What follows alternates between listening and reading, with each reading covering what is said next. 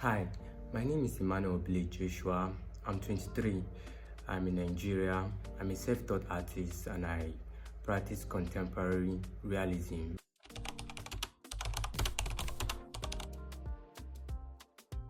If I remember vividly where my artistic journey started from, I started practicing arts at a little age, if I can remember, from my primary school time, then my secondary school, which having their interest for drawing from my primary school further my education to tertiary institution, which I obtained my degree.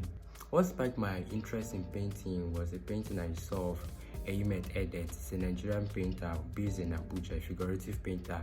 The first time I saw his painting, he actually came to serve as a corper in my school. That I had this emotional connection with his work, seeing the accuracy, seeing the excellence in his work was what sparked my interest in painting. From there on, I had this decision that I'm going to practice, I'm going to learn how to do this, I'm going to learn how to paint.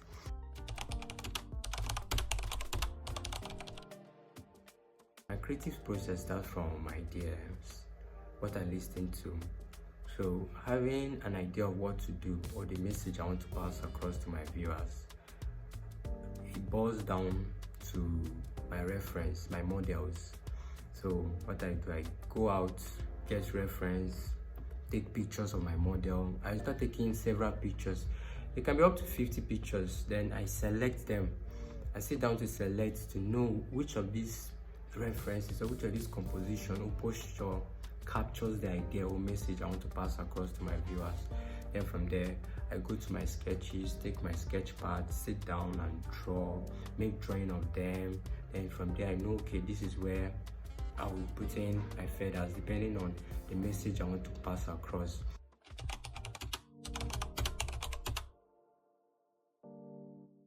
Okay, what inspires me to incorporate the symbolism of feathers to my work started since from my childhood age. If I can remember, in the contemporary Nigerian society, there is this notion or there is this idea whereby when someone wants to keep you away from his farmland in Nigeria here, when someone wants to keep you away from his farmland for you not coming into his farm to steal anything, they have this idea of this spirituality to using feathers and bottles. Put the feathers in the bottle, then hang it in their farm. That scares people away. So sitting down to think of, okay, why would someone just carry that feathers and put it there to scare people away? So I was not actually looking at the negative aspect, I was looking at the positive aspect. I went further to discover that, okay, what does feather represent? What does feather represent? That was when I discovered that feathers also, they represent purity, they represent security, they represent peace, they represent love too, they represent protections. I want to create a sense of identity for myself. It's something I'm still building on and still learning to incorporate it and to make it more better. So it's something I'm still learning and how to incorporate it in my work. So what inspires me is identity.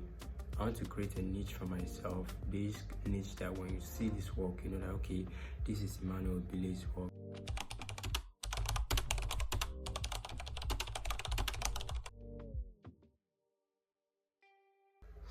If I remember vividly, I believe what inspires me to create that body of work itself is from my personal life. I'll be honest. I found myself drawn to pleasure. When I mean pleasure, I mean things that has to do with self joy, something that has to do with either greed or something that has to do with pleasure. That's okay, you find yourself doing it and you enjoy it, it gives you peace without having that mindset of does that thing has a long-time benefit, or does it help you grow mentally and spiritually, or does it help you grow socially? So I found out in my society, like when it comes to my contemporary, the youth, I found that they are always drawn to things that satisfy them, that things that are not long time beneficiary to oneself, or to build your creativity, or to build yourself, your self-worth, or to give you more knowledge. So I found that people drawing to things, physical things, material things, things that don't really have this long growth. So I created self. If you see the body of work, it depicts a lady holding this fabric, tying it to herself. So in code, it suggests to subject yourself from things that are not beneficiary to yourself.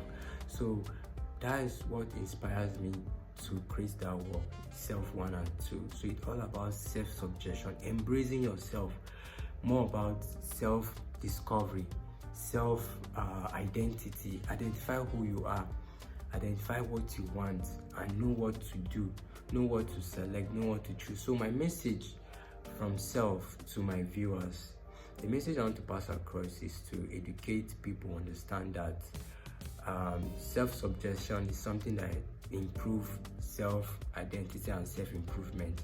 So if you subject yourself to things, subject yourself to learning, subject yourself to things that are profitable, subject yourself to things that add value to yourself, not things that are perishable, things that does not last for a long time, so not things that are just for a temporary basis, but subjecting yourself to things that last long.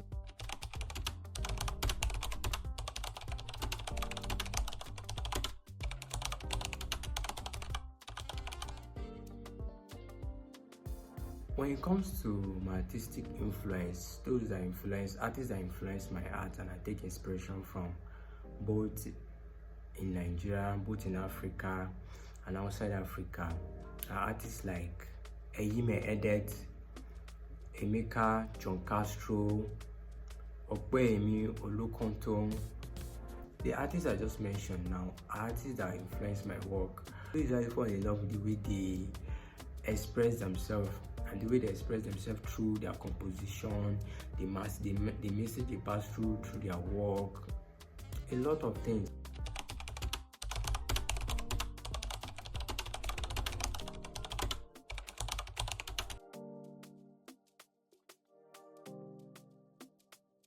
As a Nigerian artist influence my work. I take inspiration from Nigeria, from contemporary Nigerian society, and also my culture too. And if you take a look at one of my work titled Atari, it depicts a lady, a young girl, on a traditional fabric trying to wrap it on her chest. So that work actually explores Nigerian society, especially my culture. From the ethnic group called the Eggon culture. Our color is blue, red, and white, and also with black, which the red stands for the palm oil, the black stands for seed, and the green stands for growth, and the blue also stands for unity. So it's something that also influenced my work as a Nigerian artist too, and it's an heritage.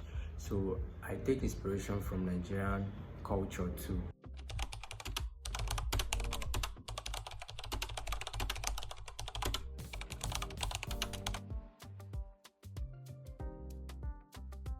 What excites me about my future is the future tasks and challenges and I have to face to grow as an artist. And what excites me again is the new things I will come encounter with, the process of growth, the process of learning things, the process of evolving into who I will be in the future.